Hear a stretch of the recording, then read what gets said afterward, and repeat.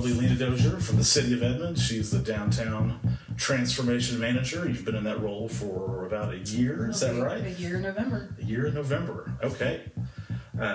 Since we focus on a lot of downtown issues on the Edmond Urbanist, we thought it would be great to kick off with the City of Edmond's lead person that is running point on the city government end of a lot of the downtown development and changes that you're seeing. So really excited to have you, and thanks for taking the time to come and meet with us. So let's just kick it off. Tell us about what you do at the City of Edmond and why it's important. Well, as you mentioned, my title is the Downtown Transformation Manager. It is a brand new position a year ago for the City of Edmond. It actually came out of the ULI study that they came through and did a study on the downtown corridor. Yeah, and what's ULI for our listeners? Oh, I'm sorry. Urban Land Institute. They came into Edmond a few years ago and did a quick study, a 2-day study on downtown. But one of the recommendations that they had was to create a position for a downtown transformation manager. So what that means is that I am the lead person that plays all the key role in developing and implementing the strategic initiatives in downtown Edmond. So, instead of having multiple point people from different departments, there's supposed to be just one person that anybody has to talk to, whether it be a citizen or a business or a landowner. They can call me and I can filter the things through. One of the other main roles that I play in this position is running Edmond's first and only tax increment financing district, which we can get into later on in the conversation. Yes, definitely. Give us an example maybe today you'll be doing on a day like today. So there are a lot of meetings, there are a lot of conversations, there's a lot of outreach. So today, in between answering emails and phone calls, it's meeting with stakeholders, it's citizens, council people, and other city departments trying to organize and mitigate any problems. Well, Leana, I know you've had a long career in this space with working with the city of Oklahoma City before you came to the city of Edmond. So can you give us just kind of a brief career overview and what some of your accomplishments were and the different positions you were with when you worked in Oklahoma City with the Alliance for Economic Development of Oklahoma City?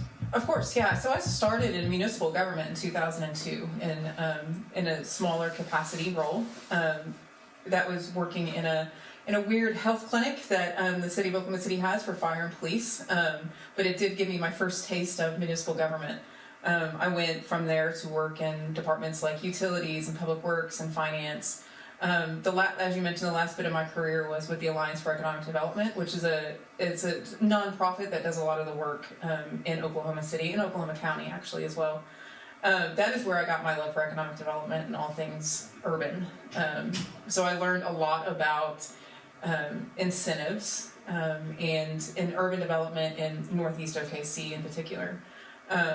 Some of the fun things that I got to do that I'm super proud of are, during COVID, the Alliance opened up a Homeland off of 36th and Lincoln, and that was a much needed grocery store in a food desert in Northeast OKC. So that was a really fun one and very rewarding. And then, another really fun one was working on the Omni Hotel. Getting to watch that from ground up was one of the really fun things to do. What else did I work on that was really exciting? Oh, how can you forget millions of dollars of grants that we got to utilize with CARES Act money and ARPA money. So the Alliance for Economic Development, while I worked there, did all the small business programs with those grants. So that was a lot of fun, and that's where I realized small businesses are the fabric of the community. So it's really important in downtown Edmond with our small businesses. That's great, yeah. And I think the Alliance for Economic Development of Oklahoma City really has set a great model for what can be done with those public-private partnerships and kind of having that hub that is connected to city government, but not necessarily a part of day-to-day city government that can administer a lot of those funds, manage those incentives. Because, of course, in Oklahoma City, we see it all. It's not just in downtown or Bricktown. There's TIF districts and other business districts all throughout Oklahoma City that have really thrived in recent years. And like you mentioned, some great projects that include bringing businesses to town that may not have come otherwise if it wasn't for having those partnerships with city government and some of those incentives in place. And then, of course, folks may not know, the City of Edmond has a an economic development department, which is a trust that's called the Edmond Economic Development Authority.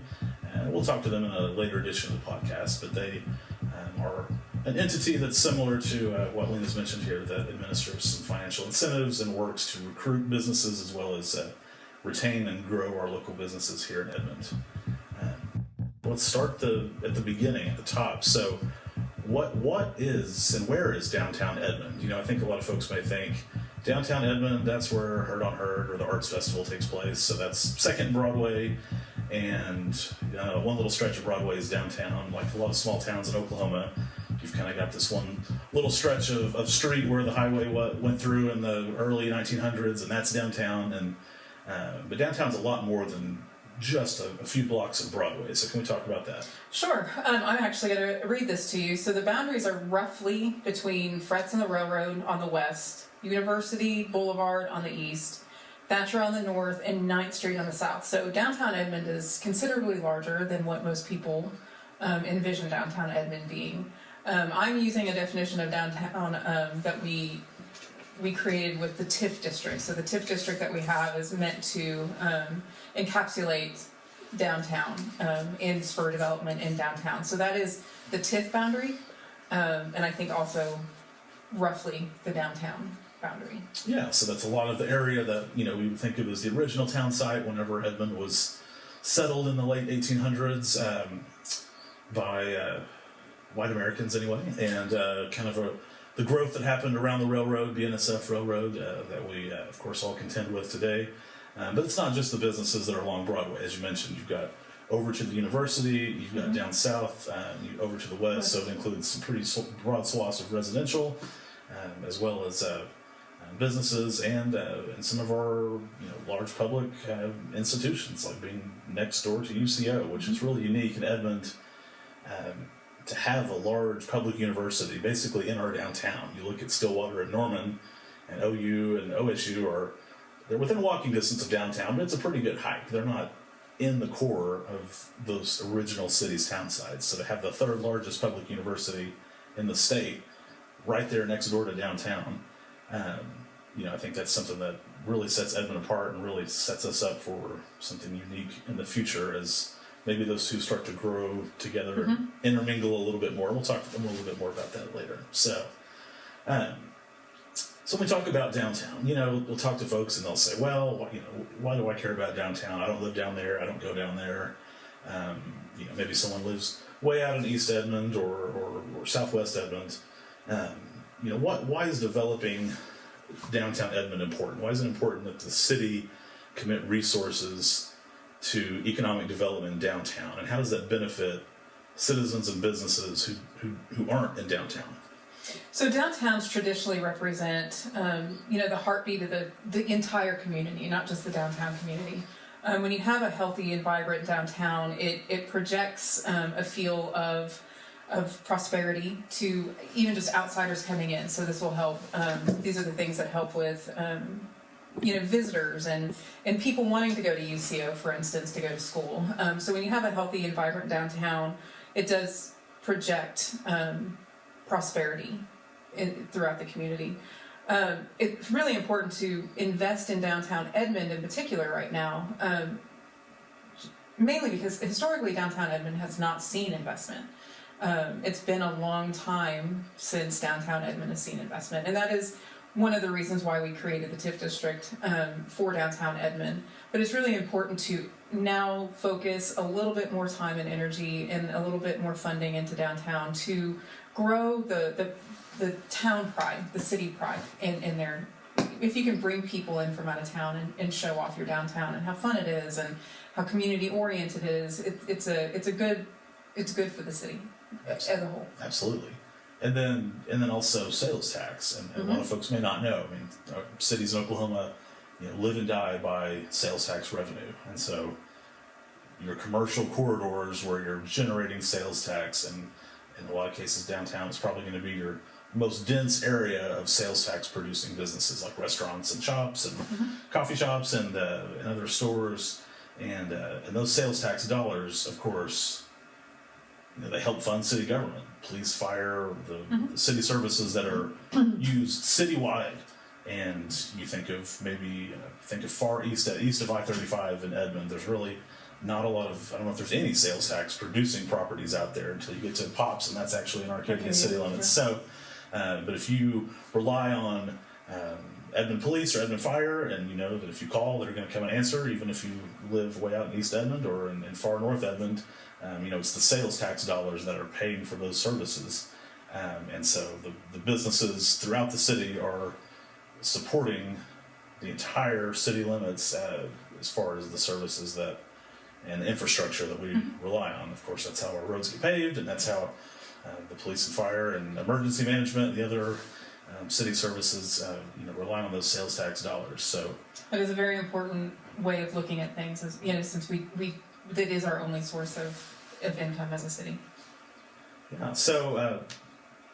So on that note, let's talk about the economic impact of what's going on in downtown. For folks who maybe don't travel to downtown Edmond very often, I'm sure if you've been there in the last few years, you've seen a lot of big changes and big changes happening every day. Living downtown, I have the benefit of seeing these things change from day to day, and it's really exciting. You see new apartment complexes going in, new mixed-use development, some other new residential in parts of Edmond that haven't seen new housing in decades, as well as a lot of new business opportunities with new restaurants, new stores, maybe some new offices. What does that economic impact look like to our city? Well, I mean, as we discussed in the last question, I kind of stole my thunder on that one. Yeah, so anytime that you invest in the downtown corridor, the economic implications are quite large, mainly because of the density that we have. When you start adding housing into your downtown corridor, or you're adding office complexes to your downtown corridor, you're creating a live-work play situation, so you can keep people in the area activated for longer periods of time. So, you start with your morning coffee at Evoke or Ellis Island or Summer Moon, and you walk into your hopefully mixed-use office building in downtown Edmond. You go to lunch at the Mule or Othello's, and then in the evenings you can stop at one of the mini breweries that we got, and you stay here all day. I often say downtown Edmond is a unicorn in the world of downtowns, in the fact that downtown Edmond has its own grocery store. There are so many downtowns in the United States that are not lucky enough to have something like that. So you can truly have people here all day long. They can accomplish every goal that they need to have in downtown. All their needs are met. So keeping that money in this area without bleeding it into Oklahoma City or Guthrie or somewhere in the surrounding areas is really, really important. You hear the word walkability, and you and I understand that a lot. And but maybe for folks who primarily drive and they don't live or work in a downtown area or in downtown Edmond, why is it important to have a walkable downtown? Why is it important to have the density that we have in downtown, where, like you mentioned, we're bringing in more people to live, work, and play in that roughly, just a few square miles of space? So, walkability is really important. Anytime you get somebody out of their car and walking past multiple businesses, the likelihood of them stopping and spending their money and us collecting some sales tax is exponentially greater. How doing it safely is really important. So from my perspective, I have to make everything ADA compliant, which we're about ready to kick off a project to make the crosswalks in downtown Edmond more ADA compliant. That's right, yeah. So walkability is a good investment for the city.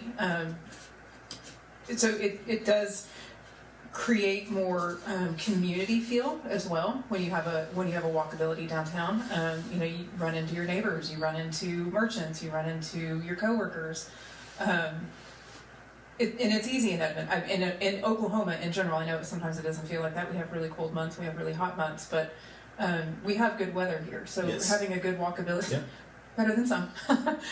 We do have walkability in downtown Edmond is very important. Yeah, and like you mentioned, having that community feel. I grew up in a small town, so that it kind of feels like that. It also feels to me a lot like college, and at least for me, college was a really great time in my life. And you think, oh, it's because of staying up late or going to parties or whatever, but there was just that there was a little bit of that uncertainty every day that you could leave your dorm or your apartment, and who knows who you're going to run into on the way to class or on the way to work, because you're all doing life in the same area. And yeah, you're running into friends, you're running into colleagues just as you're out and about walking. And it's crazy how that can happen in a city of Edmond size, or even in like Oklahoma City or Tulsa. You can just be out and about and run into folks you know. And how much fun is that? And then you mentioned, the time that you spend out of your car and the likelihood that you're going to do more interaction with businesses. It's so amazing if you're out running errands in your car, how long it takes you to check off 2 or 3 things: go to the grocery store, go to the pharmacy, and you're only in those stores for a short amount of time. You're spending a lot of time in your car. Whereas if you go, say you go to Downtown Edmond for Herd on Herd, you might go, look at 2 or 3 or 4 shops, in the span of 30 minutes, and get something to eat, and get, like you said, get some coffee, get something to drink. You can get so much more done. It's not a new concept. It's a very old concept, right? Only a couple of decades of Americans have ever lived in a environment where they drive around in their cars to 6 or 7 miles one way and 5 miles another way to do these errands. The first people who lived in Edmond after it was organized would have walked around and walked to work and walked to church and walked with their kids to school and walked to the grocery store or the general store or whatever else. The benefits of fresh air and vitamin D from the sun. I mean, these things can't be understated. So and exercise, getting your steps, getting your steps in. And until I turned on my step counter on my phone, live in the commuter office lifestyle of seeing how few steps I got during the entire day versus if you're actually out, you have some type of you walk to something other than from your car to the nearest parking space to the door. How much more how much more exercise you get, and how much better you feel. Yeah. We've thrown the acronym TIF around a couple of times already. You and I are familiar with that, tax increment financing. Let's boil it down to the basics. TIF is tax increment financing is a tool that is allowed by state law, I think, since the early '90s when the state legislature enacted that. But it's really nothing new or novel. It's used all over the United States, all over the world, by using the property value of property as a way to finance development of that property. So would you go into a little more detail? There's really no short, easy version of explaining a tax increment financing district. I have learned that. But if we can break it down really quickly, it is a tool for cities to finance development. There are some tests that the city has to go through to ensure that the TIF is a viable option. Those tests include: is the community blighted, underserved, or economically distressed? That's being an urban area. Many people don't believe that Edmond could potentially even have a blighted, underserved, or economically distressed area, but downtown Edmond, as I mentioned before, had not seen any new development in decades. So it did fall into that category, which I think is very helpful in this situation. So it is a tool that allows the cities to tap into some of the property tax. It doesn't raise property taxes at all, not much, not anything like our GeoBond conversation that we are having. Sure. What it does is it freezes the property taxes at a certain level, and as the property taxes grow, we will collect the increment from the baseline of what we call it, and any growth. So we are able to reinvest that money into projects that will spur development in the downtown area. Yeah, thank you. So yeah, absolutely. So let's break it down a little bit finer. So let's say here in downtown Edmond, and there's plenty of examples. You've got a vacant lot. It's just flat grass lot on Broadway. Nothing has been built there. How can that piece of property? What does a TIF mean to that piece of property if you are the owner of that property? So if you want to develop that property, if you are a developer that's going to develop on that property, for a tax increment financing, there are 2 ways that we can administer TIF money. That is, the city can construct public improvements with the increment, or the developer can receive an allocation of the TIF revenues. So if you were developer A and you wanted to develop on that piece of property, you would come to the city with your budget and your finances, and there needs to be a gap. There's a but for clause in a TIF. Yeah. You have to prove that but for the TIF, you would be unable to finance and build that project. So you have to prove your but for. In the city of Edmond, we have 2 buckets of funds in our TIF. One is for public infrastructure, so if that development needs to put in sidewalks or an alleyway or any of the water, sewer, traffic, for instance. Yes. That is something that the TIF would pay for. There's also a bucket for assistance in development financing. It's a much smaller bucket. But that is for projects like a remodel of one of the businesses on Broadway currently. So if you wanted to remodel that, there's some qualifications there, but we would be able to do that since there would be no public infrastructure with that project. So, thank you. Yes, and I, thank you for that delineation of those two buckets, as you mentioned, because TIF is not just about, and sometimes it's characterized as, we're using public tax dollars to benefit a private developer. You said in most cases that's going toward, or the larger share of it is going to public infrastructure improvements that you and I, anybody, not just the person who owns that property or is developing that property, are going to benefit from and enjoy, like sidewalks and alleys and drainage, the types of things that our businesses in the U.S. expect city government to provide, but in a lot of cases are very, very expensive. And I imagine in a downtown area, when you start digging up streets and messing with utilities or whatever, that can get very expensive very fast because of decades of things underground and abandoned in place, and you never know what you're going to hit. And so, and then I think it's also important to note that this isn't something that taxpayers throughout the city are paying for. This is something that the value of that property and the tax that they pay on that property is going in and paying for in advance of improvements that are going to help finance improvements that are going to happen farther on down the line. So that is correct, yeah. So our TIF is for 20 years. State statute allows for TIFs to go for 25 years. So for 20 years, after we have frozen, in 2020 we froze the baseline, or the county did, the baseline tax base. So any increment that is collected from 2020 to 2040, that sounds very crazy. The far distant future of 2040, the world of tomorrow. That is the collection that will go to the tax increment finance bucket. That will be spent on other projects coming in the future. Yeah. So we've talked about the city. It's according to state law, it's city councils that designate a TIF district and vote to create one. Who decides how that money is then spent? City council ultimately has the say. Okay. So yeah, I would be the point person. I would work through agreements and negotiations. The city council is always going to have the say. We do have a new tax committee that is a public body, and they are there for recommendations and guidance. So anybody from the public can come in and listen to our tax increment financing committee. It's not the most interesting thing, unless you're me. I love that. I eat that stuff up, but you're right. Probably the listeners of this podcast will probably eat that stuff up too. So you're welcome to come to any of those meetings. We meet quarterly, but ultimately City Council has the final say. Those meetings would be a really great place for citizens to come and learn about a TIF. I mean, that's one of the main benefits of having this committee is so people can learn about TIF, since it is so new to Edmond. Sure. But yeah, that would be the place to have your voice heard.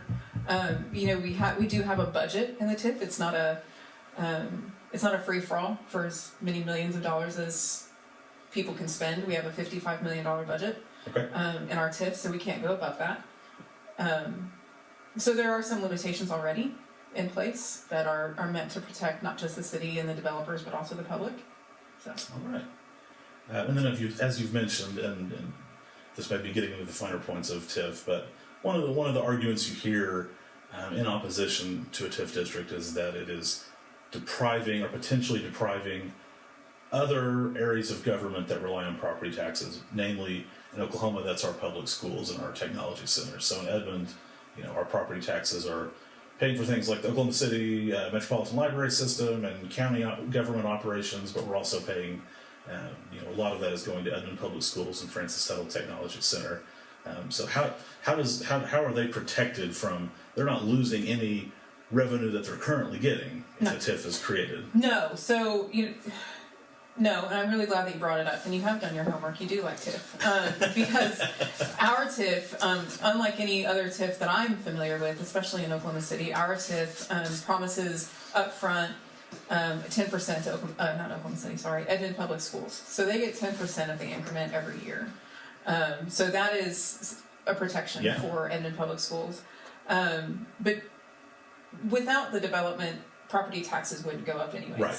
It is a catch-22. That empty lot of land that we mentioned would just still be an empty lot of land that produces the same amount of property tax every year. Taxes, and obviously, if you build a 4-story apartment complex on it, then it is, its value of that property has increased by huge amounts. And then in 2040, when the TIF ends, all of that does get redistributed. Goes back in. So if you have a successful TIF and successful development, it ends up being a windfall for your other entities like public schools that are getting property tax. So that's great.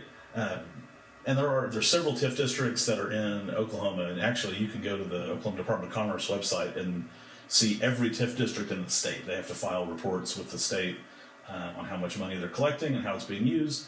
And so you can see different cities all over the state. I was in Stillwater last week, and they've got like 3 or 4 or 5 TIFs. There's a couple that are in progress right now, to develop not just their downtown, but other commercial corridors, areas around their airport.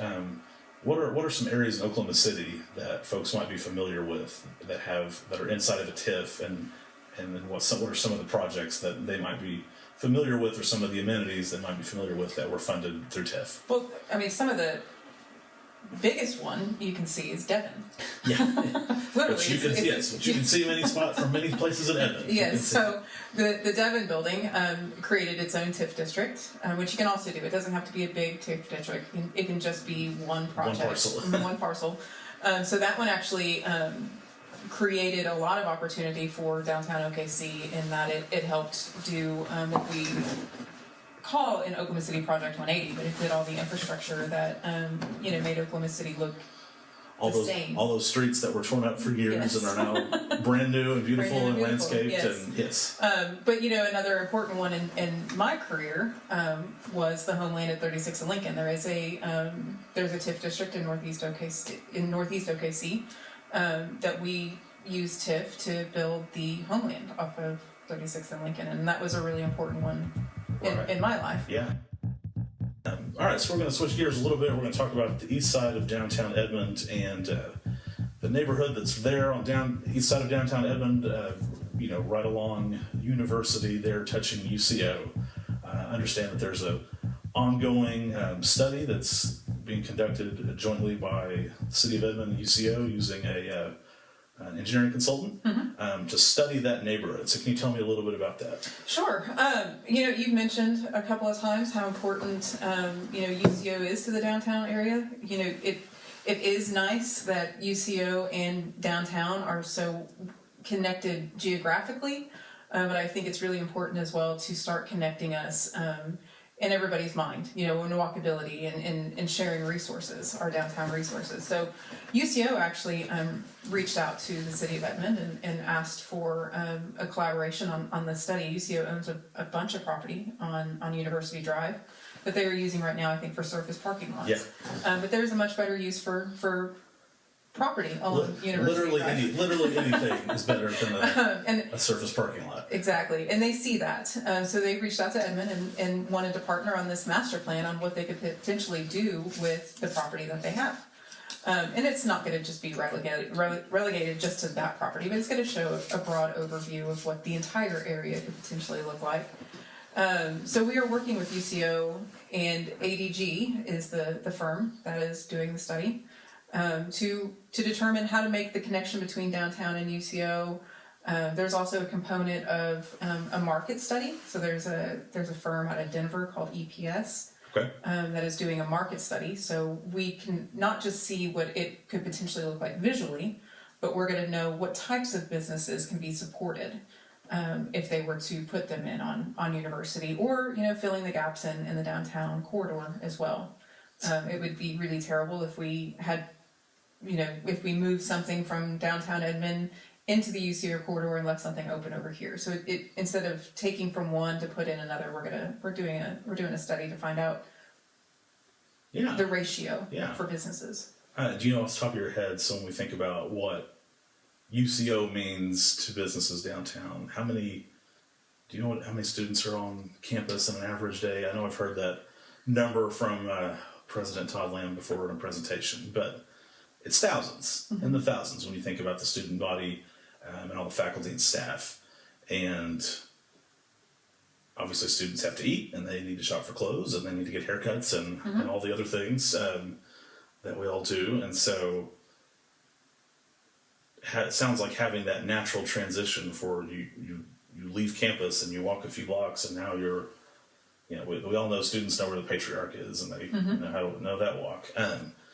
But you think to the south of there, and there are a lot of just empty parcels, or like you mentioned, things that are just a surface parking lot that could potentially be business opportunities for restaurants or let's not shops forget and UCO housing. events, football games and performing arts, and bringing people from out of town, Oklahoma City, and coming in and having your dinner at Downtown Edmond before you walk over to. There's a really good relationship there that we can build on with the connectivity. I was at the homecoming game last weekend, and obviously the game didn't turn out the way we liked, but the activities beforehand were really encouraging. There were a lot of folks there tailgating, and the different fraternities and sororities had large events going on. But to think of what those game days look like for Stillwater and Norman and other large college towns. You think of like Campus Corner in Norman, and we don't really have something that looks like that in Edmond, but it sounds like this neighborhood study paints a pretty good picture of where that could easily go, and that there looks like there's lots of available space for that type of future investment, especially as it appears UCO is kind of on the upswing now with enrollment, and obviously the cost of college education is on a lot of folks' mind, and UCO is one of the most affordable places, not just in Oklahoma, but in the whole nation, to get a good quality education at a large public university that's in a large city. And it sounds like Edmond business owners and the city as a sales tax recipient stands to benefit quite a bit from that. So. Yeah, I think there's a lot of energy coming out of UCO right now, and I think Downtown Edmond is matching that energy. So it's a really exciting time. That's great. So what's kind of the time frame on that study? When can we expect to see some results on that, and what would be the next steps after that type of study is completed? The first draft will be done at the beginning of the year. Okay. So it won't be too shortly thereafter that we'll have a final draft. And what would be the next steps after? The next step, I think UCO is going to take it to their regents, but we'll take it to the urban board and the city council and show it off. We're going to be really excited to do that. Yeah. And so when city and UCO create a plan like that, how does it become actionable? Is it just a blueprint for the future of saying this is what we're committing to as far as land use and what we think should go there? How do we turn that into action? So there is some of that, yes, as a blueprint. But a lot of it will be actionable. Some of it's going to be UCO's decision, how they want to manage the properties that they own. Sure. So I can't speak to that at all. But for the city, we can work our hardest to ensure that the zoning is the way that it needs to be based off of the master plan, and so there are some things that we can do to ensure that it is built the way that the master plan shows. And then things like streets and sidewalks that the city would be responsible for, and not UCO in most cases. And don't forget that this is in a TIF area, so that's also really helpful in that we can do the public infrastructure with the TIF and any development that's around. And I imagine that plan would give investors a lot more confidence in saying this is an area, and hey, it's got a TIF, and they've got a long-term vision for the future. This looks like a place I want to be, because the city and the university are on the same page, and how we develop this area. Yep.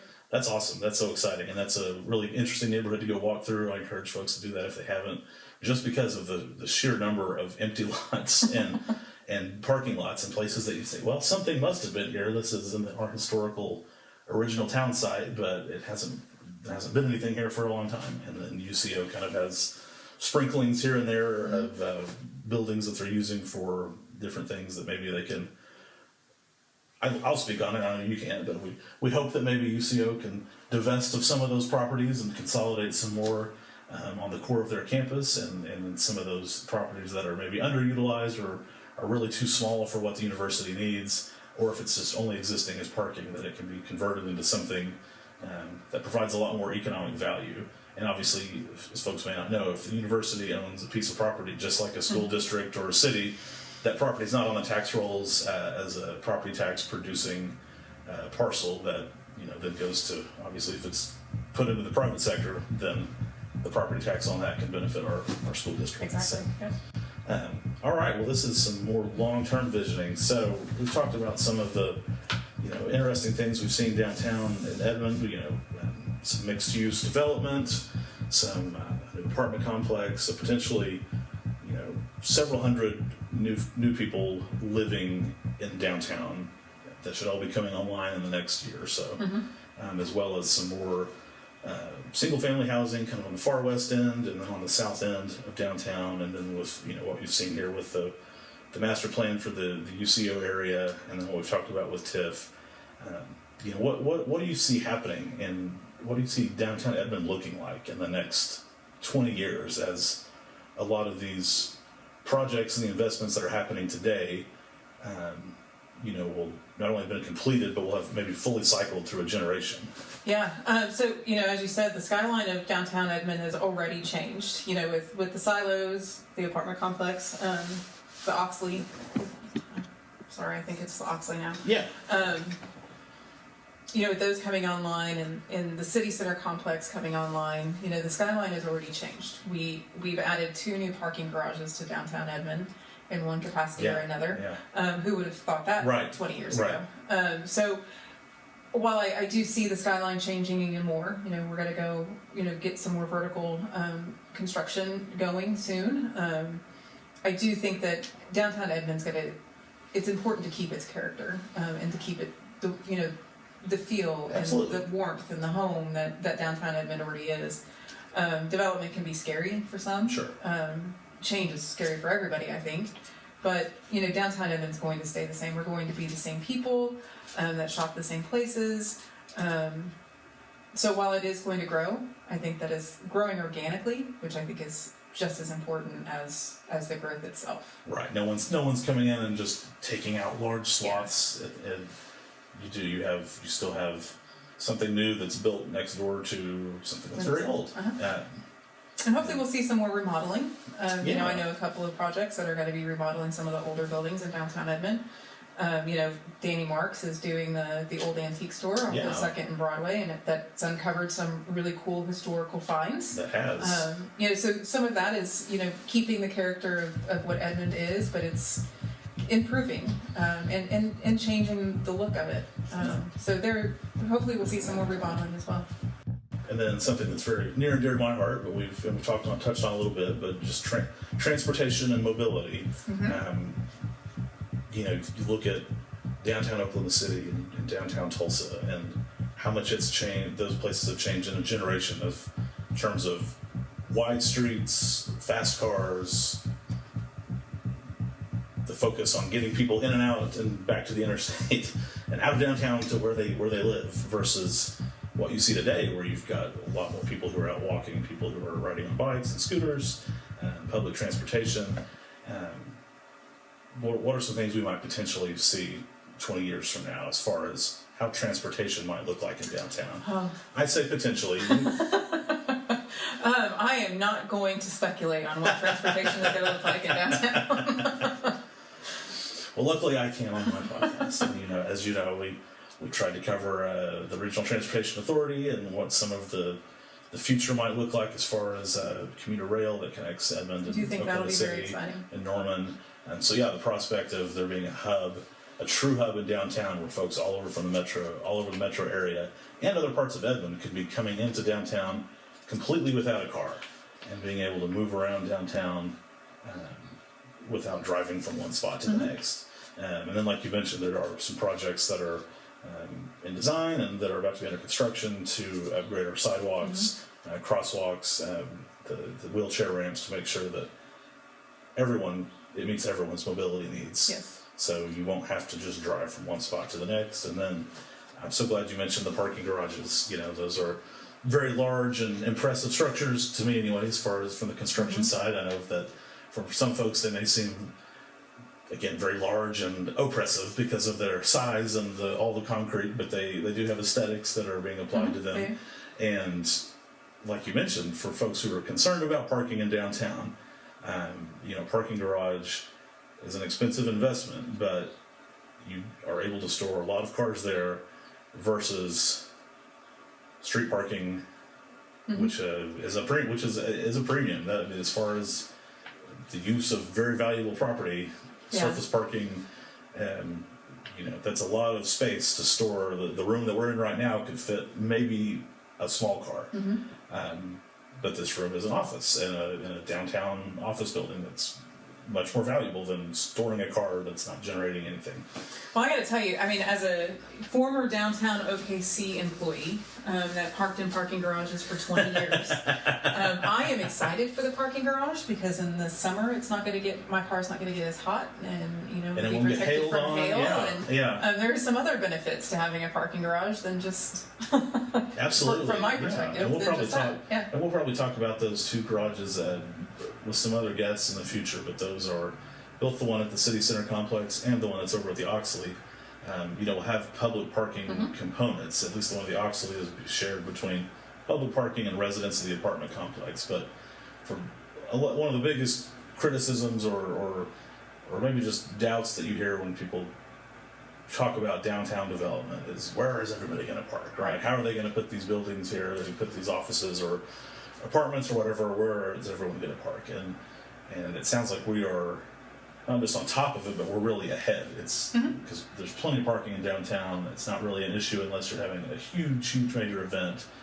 And so it sounds like we're really increasing the number of spaces that are going to be available before a lot of this development even happens. That is absolutely correct. The parking garages are going to add some spaces, so rest assured those will be coming online. But also don't forget that when the City Center complex opens, all the downtown employees that work for the city are going to be moving into the parking garage. So that's got to open up some of the surface parking that the employees are currently using.